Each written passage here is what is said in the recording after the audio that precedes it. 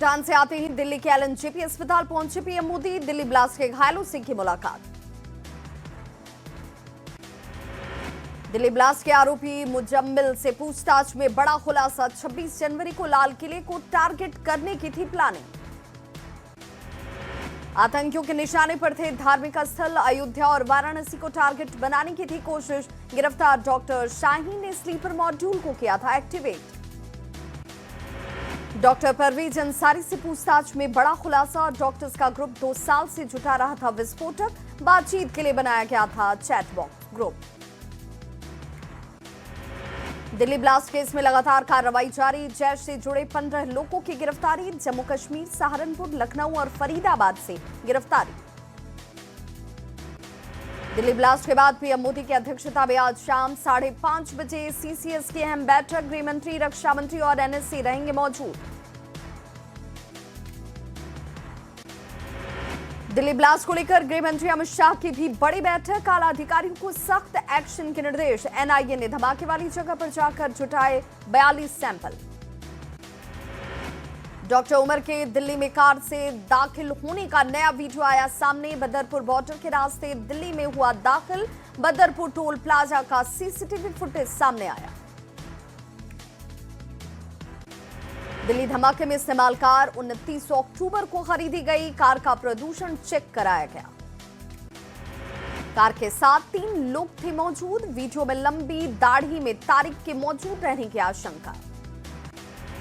फरीदाबाद की अल फलाह यूनिवर्सिटी की website hacker का धमकी भरा मैसेज। लिखा, जिहाद करने वाले पाकिस्तान चले जाएं।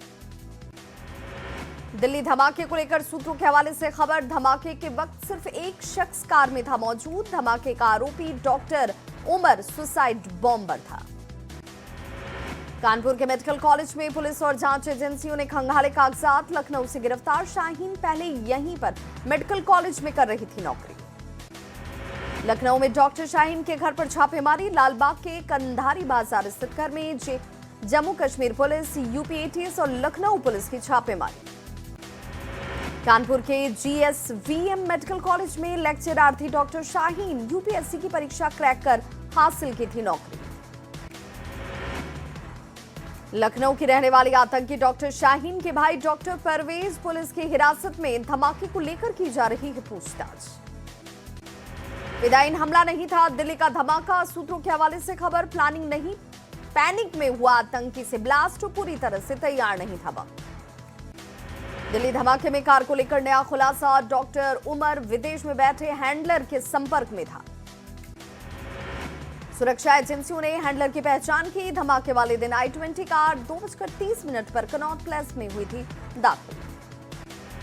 डॉक्टर उमर कार लेकर दिल्ली के कनॉट प्लेस पहुंचा था। कार मयूर विहार इलाके में भी सीसीटीवी कैमरे में आई थी नजर।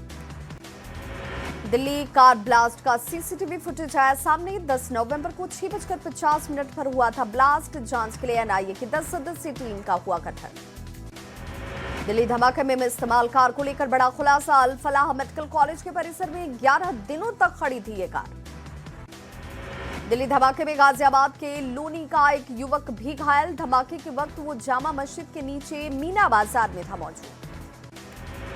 पुराने लखनऊ में पुलिस का फ्लैग मार्च। एंटी राइट उपकरणों, असलहों के साथ पुलिस का flag march. Police, PAC, QRT ने मिलकर किया फ्लैग मार्च।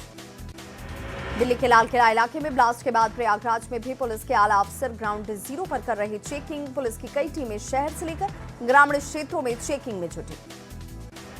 दिल्ली में हुए ब्लास्ट के बाद पूरे देश में हाई अलर्ट जारी। सहारनपुर में दूसरे दिन जबरदस्त चेकिंग अभियान। डॉग स्क्वाड, जीआरपी, आरपीएफ और स्थानीय पुलिस ने संदिग्ध लोगों के लिए तलाशी।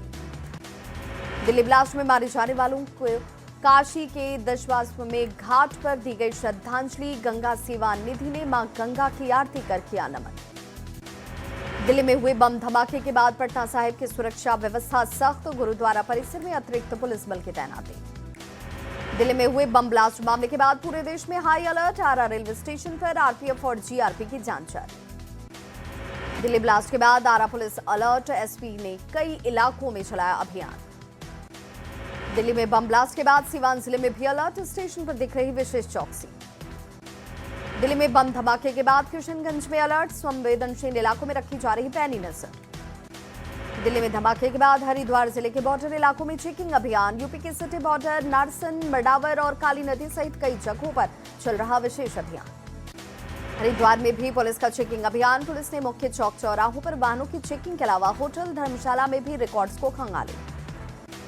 दिल्ली बम धमाके को देखते हुए बद्रीनाथ धाम की बढ़ा दी गई सुरक्षा। बद्रीनाथ धाम समेत गोपीनाथ मंदिर, नृसिंह मंदिर और आदि बद्री मंदिर जैसे बड़े धार्मिक स्थलों को लेकर खास अलर्ट। मुख्यमंत्री नीतीश कुमार चुनाव परिणामों के पहले भक्ति में डूबे नजर आए। महावीर मंदिर में की पूजा अर्चना। सीएम नीतीश कुमार ने पटना साहिब गुरुद्वारे में जाकर टेका मत्था। हाईकोर्ट मजार में चादर पोशी भी की। तेजस्वी यादव ने एग्जिट पोल को किया खारिज। कहा सारे आंकड़े झूठे, 14 को नतीजे, 18 नवंबर को होगा शपथ ग्रहण। बीजेपी ने बताया ख्वाब। बिहार विधानसभा चुनाव को लेकर बीजेपी सांसद राजू प्रताप रूडी का बड़ा बयान। चुनाव नरेंद्र मोदी और राहुल गांधी, नीतीश कुमार और लालू यादव के बीच था। मेगा एग्जिट पोल से गदगद हुए एनडीए के नेता। पटना में लड्डू, गाजा और खाजा बनना शुरू। अनंत सिंह के यहां भी बड़े भोज की तैयारी। मेगा एग्जिट पोल से गदगद जेडीयू के सोशल मीडिया पर पोस्ट। सिर्फ 2 दिन का इंतजार, फिर से एनडीए सरकार। मोकामा में जेडीयू उम्मीदवार अनंत सिंह के समर्थकों में अभी से ही जश्न का माहौल। बड़े भोज की है तैयारी। केंद्रीय मंत्री गिरिराज सिंह का बयान। इस बार 2010 से भी बड़ी होगी जीत। गुजरात के बाद ये दूसरी सरकार है जहां जनता में सरकार के खिलाफ आक्रोश नहीं है। बीजेपी प्रदेश अध्यक्ष दिलीप जायसवाल ने कहा बिहार के मतदाताओं के अंदर एनडीए सरकार को लेकर एक विश्वास जगा है। जेडीयू नेता नीरज कुमार बोले एग्जिट पोल को लेकर कोई दावा नहीं, लेकिन मतदाताओं के रुझान से एनडीए की सरकार बननी तय। केंद्रीय गृह राज्य मंत्री नित्यानंद राय का बयान। जनता की जो आवाज है वो एनडीए सरकार की लहर है, यही एग्जिट पोल में दिखाया जा रहा है। एग्जिट पोल पर उप मुख्यमंत्री विजय सिन्हा का बयान। जनता का नीतीश कुमार पर विश्वास। नीतीश कुमार को बिहार के भविष्य को बनाने के लिए एक बार फिर से मौका दिया बिहार की जनता ने। एग्जिट पोल पर बीजेपी नेता गुरु प्रकाश पासवान का बयान। 2/3 से अधिक बहुमत से एनडीए की सरकार बनने जा रही। बीजेपी नेता बृजभूषण शरण सिंह का राहुल गांधी पर पलटवार। कहा कांग्रेस के प्रचारक नहीं बल्कि बीजेपी के सुपरस्टार प्रचारक। उप मुख्यमंत्री विजय कुमार सिन्हा का एग्जिट पोल को लेकर बड़ा दावा। कहा 14 तारीख को एक बार फिर से एनडीए की डबल इंजन वाली सरकार बनने जा रही है। गोपालगंज में मतगणना को लेकर बीजेपी की मीटिंग। बीजेपी प्रत्याशी ने कार्यकर्ताओं के साथ की बैठक। राष्ट्रीय लोक मोर्चा के अध्यक्ष उपेंद्र कुशवाहा का बयान। कहा एग्जिट पोल से भी अच्छा होगा परिणाम। मतदान खत्म होने के बाद परिवार के साथ गोलगप्पा खाने ठेले पर पहुंचे राष्ट्रीय लोक मोर्चा के अध्यक्ष उपेंद्र कुशवाहा। कई कार्यकर्ता भी रहे साथ। दुमका में जनजातीय गौरव पखवाड़े के तहत बीजेपी कार्यकर्ताओं ने की स्मारक स्थलों की सफाई। महापुरुषों की प्रतिमाओं को किया साफ।